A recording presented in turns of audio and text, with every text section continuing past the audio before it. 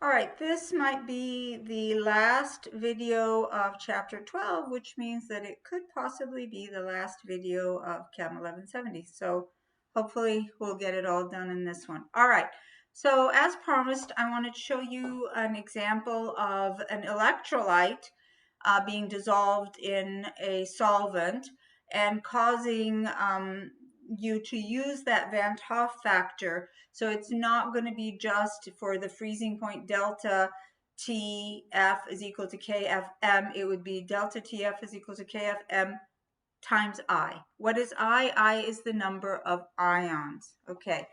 So they're saying estimate the freezing point of a 0.010 molal aqueous solution of sodium phosphate.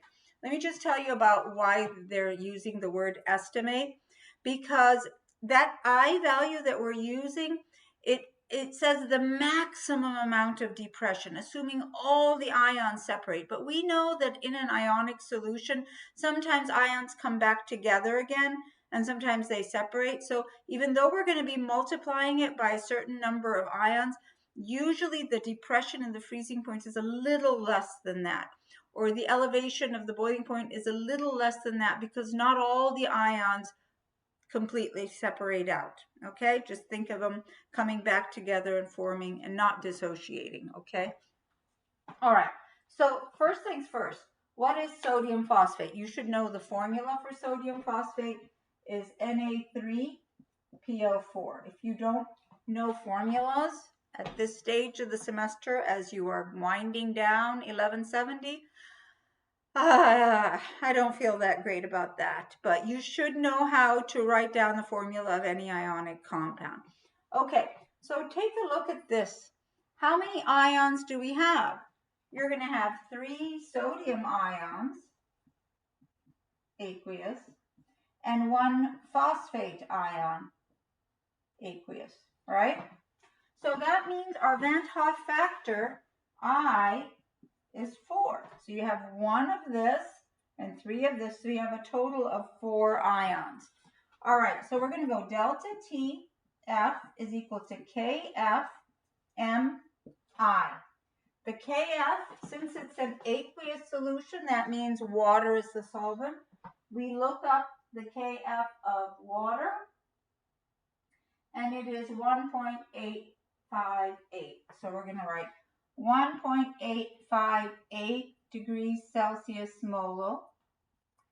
They've given us the molality, so we don't have to calculate it, 0.010 molal. And the I, we just figured it out as 4.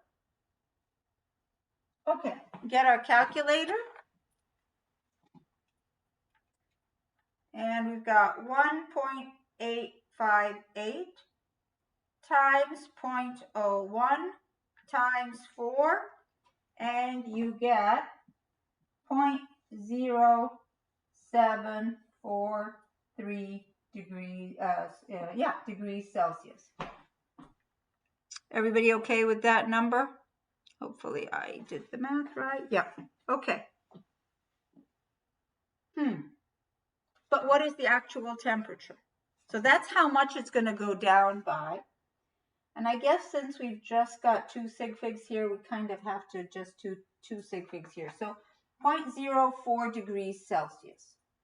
All right, that's the change in temperature. That's how much that's the depression. What's the actual temperature?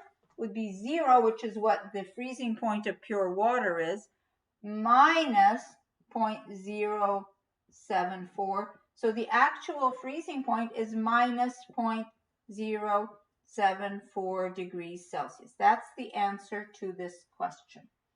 Approximately minus 0.074. But in reality, it's probably a little higher than that. So rather than it being minus 0.074, it's probably close, a little closer up to the 0 rather than this far down.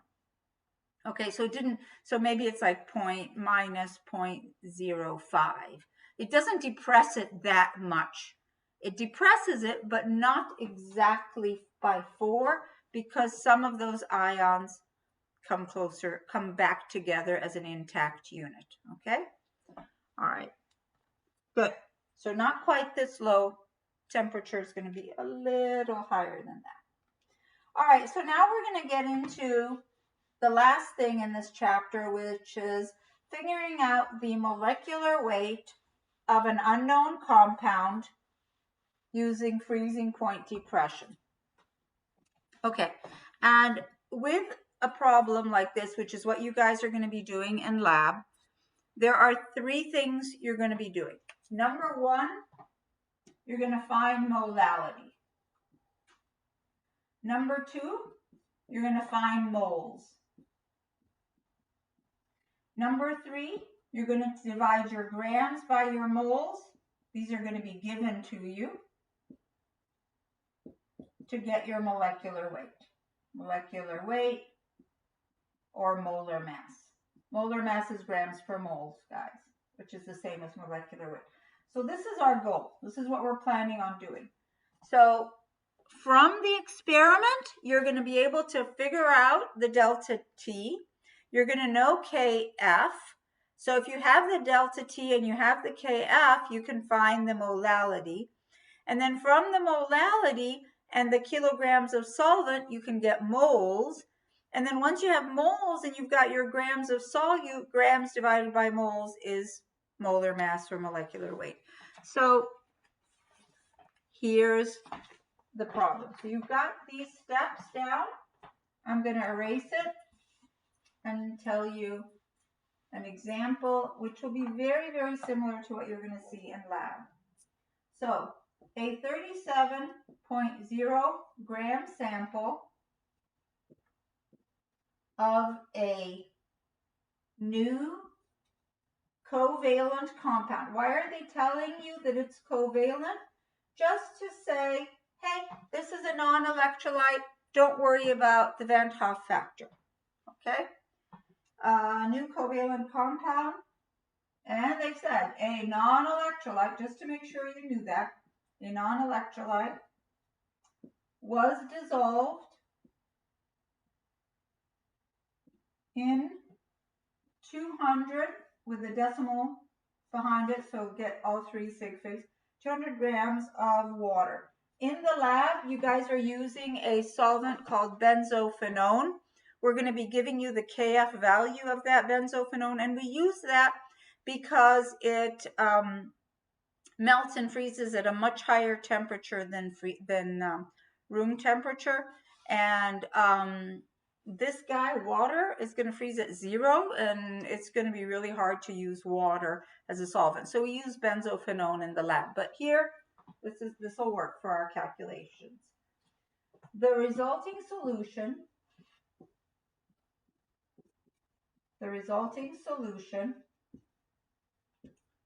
froze at minus 5.58 degrees Celsius. Now, if it was pure water, it would have frozen at 0. But when you added the 37 grams of this unknown compound to 200 grams of water, it didn't freeze at 0. It froze at minus 5.58, because we said anytime we add a solute to a solvent, it's going to depress the freezing point. So it didn't freeze at 0. It froze at negative 5.58 degrees Celsius. And the question is, what is the molar mass or the molecular weight? What is the molecular weight of the new compound? What is this thing? Okay, good. Remember what I said. First thing you want to do is find molality. All right, so remember, delta TF is equal to KFM. All right, we know what the delta TF is. It's 5.58. Why is it a minus 5.58? Minus 5.58, that's the actual temperature that it froze at. But the difference in the delta T is it went down by 5.58 degrees. So this is 5.58 degrees Celsius. KF, we look it up for water. I should have it memorized by now, but I don't. 1.858. Just going to round it to 1.86. All right, so 1.86 degrees Celsius molal, just because my notes have it rounded for some reason, but normally you don't round it. And okay, so we have this and we have this. We have this, we have this. We can solve for molality, right? Okay, manipulate the equation, this divided by this, and you end up with 3. 3.00 is the molality. So your molality is 3.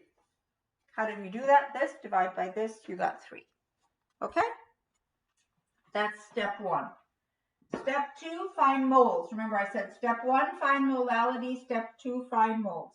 How do we find moles? Remember, molality is equal to moles of solute divided by kilogram of solvent. Remember that. So we have the molality as 3.00. We don't know your moles, but we do have the grams of solvent. Remember we said it was 200 grams of water. So we're going to turn that to kilograms, 0.200 kilograms. Okay, do the math and solve for moles. 3 times 0.2. So now we have 0.600 moles. So we have the molality as 3.00. We have the moles. So we did, this was the first step. This is the second step. What was the third step?